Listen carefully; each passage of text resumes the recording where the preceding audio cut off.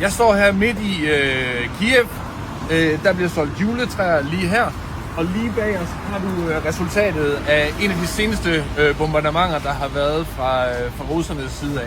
Jeg står også sammen med Yuri, som har dedikeret sit liv til at bekæmpe korruption, til at bekæmpe russerne og deres krigshandlinger, både i midten af Ukraine, men også ude ved fronten.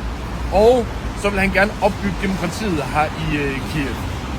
Men samtidig med, at ukrainerne kæmper en hård kamp mod russerne, så er der danske virksomheder, som tjener mange penge ved at handle med russerne stadigvæk.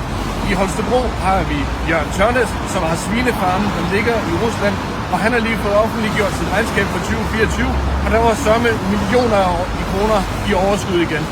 Judy, har du en kommentar til Jørgen og hans svineproduktion i Holstebro? Hi Jürgen, you have to remember that your pig farms in Russia, they're feeding not only your pigs, but they're also paying taxes to the Russian budget, which is financing the Russian war machine, the Russian soldiers which are killing Ukrainian people, and which is financing Russian rockets, which are destroying our infrastructure and destroying our country. So remember this and get your farms out of Russia. Sell your business and get out of Russia, please.